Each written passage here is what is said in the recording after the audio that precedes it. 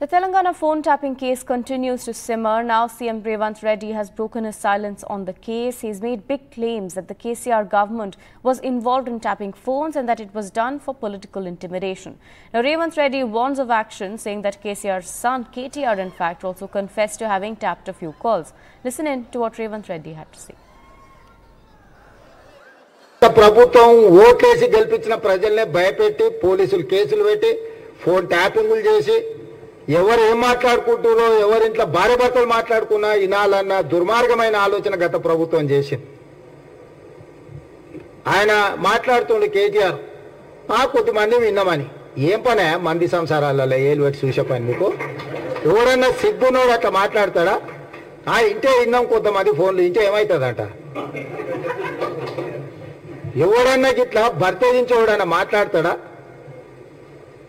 ఇంకేమవుతుంది? అదే అవుతుంది. చెర్లపల్లి చిప్పకూడి తినాల్సి వస్తుంది. క్రమ పద్ధతిలో విచారణ చేసి చట్టపరంగా చర్యలు తీసుకోవాలి కాబట్టి విచారణ జరుగుతుంది.